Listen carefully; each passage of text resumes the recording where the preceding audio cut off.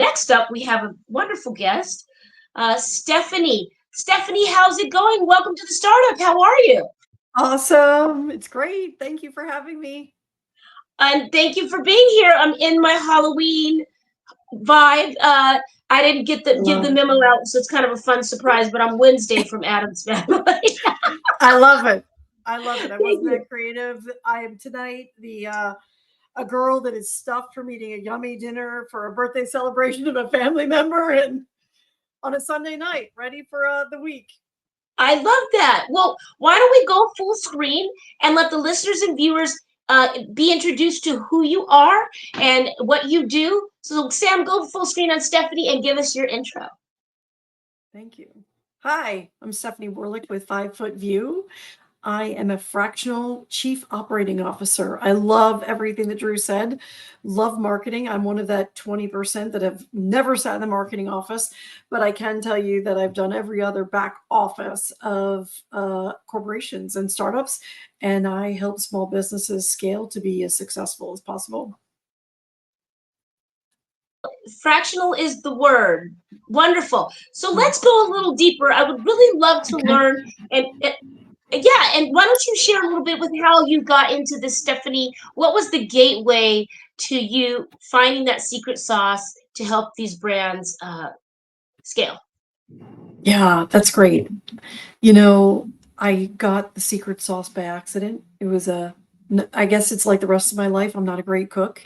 And I stumbled upon it after years of being in different small business, large business, public and private and government contracting and all of these things where I served all the back office things. I finally, at like age 50, was like, I, and I had been an entrepreneur. I love running small businesses. And it was really more of a decision of I'm going to go to this place as opposed to um, creating the recipe. I just decided this is what I want. So Yeah. that's what I do. That's it. You followed your gut. And I think there's, I did. like Drew, like yourself, like myself, there's something about the way we are. I don't know if it's, I guess, if, psychologists or therapists could say it's a little bit of, your surroundings. It's a little bit of how you're born. I mean, what say you when it comes to what makes us who we are in this way of excitement and entrepreneurship? That's such a great question. And it actually is the premise behind the next book that I'm writing called Owner Mindset and How to Develop an Entrepreneurial Spirit to be Hmm. successful in the corporate world. I don't know. I'm Yeah. still interviewing with tons of people and investigating. I did have the privilege of growing up in small businesses and being around entrepreneurs most of my life, but I've met other successful entrepreneurs that didn't have that nurture experience. And so I'm really trying to figure out is that mindset nature versus nurture, and can we train people on how to be successful by thinking like an entrepreneur, which is developing creativity and risk averseness and that go for it attitude, and that I'm just going to get up every day and go, and that excitement to build it and they will come. I Mm. don't know. I'm still in the Yeah. investigative process for my next book. Well, I love that you gave us a sneak peek there. You guys got a first look here. Maybe you'll have the tell all and answer all, and it'll be Yeah. a bestseller, I'm sure. And speaking of books, I'm excited to share with the listeners and viewers that Stephanie has a book right now, Stand in the Gap, and it's a coach method of reasons behind her book, Dark and Silent Office. Talk about that, because we were just talking Yeah. about the pandemic. What is, yeah, Right. tell us more. Okay.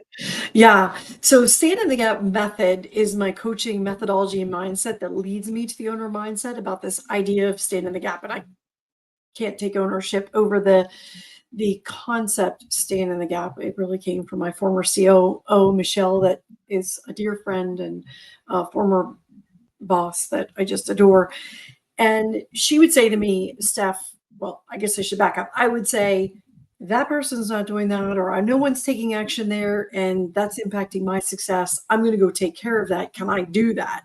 And she would say to me, Steph, if you're willing to stand in the gap and take care of that, I got your back all day long. Go solve that problem. And I really think that's the crux of owner mindset, of just solving problems and identifying problems that no one else is taking care of. So Mhm. in that realm, my Dark and Silent Office book was created because I was a chief administrative officer for a digital accessibility company. And I found myself at 50 years old not being able to communicate as a chief human resources officer in that role with my coworkers that were blind and deaf. And I was embarrassed and ashamed. And I thought, this is crazy. How am I a senior professional in HR certified? And this far in my career, 30 years, and I don't have the ability and the skills and the knowledge to be inclusive. And so I Hmm. just decided I was going to figure it out and write a book. So I did. Dark and Silent Office is about inclusive communication so that each one of us, in a non low tech, low cost way, do little things each day. I use the phrase, um, gosh, what do I use the phrase? Sorry, There's it's so so many many cool phrases. I use Yeah. I use the phrase of intentional instead of random acts of kindness, intentional acts of inclusion. Right. And it's so easy to do that with digital accessibility. People get overwhelmed by the concept, but my book is a quick, easy guidebook to help people really be inclusive and expand their inclusion in their workplace.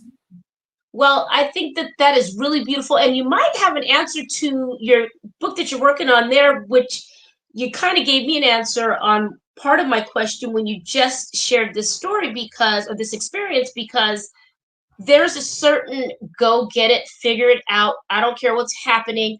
I'm going to Yeah, find out the answer in yeah, entrepreneurs that you just can't buy. It's like right, fitness. We need that secret workout meal right, plan so I can be the weight I want and the health I want. And everybody's different. But one thing about entrepreneurs is we really don't sit around and wait. Would yeah. you agree? I 100% agree. And I think what makes a successful entrepreneur is also realizing what they do well and what they don't do well, like hiring a CMO, Andrew, your former guest, or hiring a fractional COO, or hiring a CFO, because really building a strong company and great teams is about optimizing each person's skills and abilities to build a well-rounded team to move That's it. everything forward so that we all are delegating and elevating. And I also subscribe to the EOS methodology, and that is about everybody being in the right seat, the right person in the right seat, and taking advantage of those skills and abilities, because it's all of our strengths and abilities. And that's why diversity is so important, because Yeah. our different mindsets can make us that much stronger. It is not a dirty word, everybody. Diverse can mean so many things. It doesn't mean Right. that you're going after a certain political candidate. It means garnering and maximizing the strengths of others and minimizing the strengths of others. And it's a reflection of you.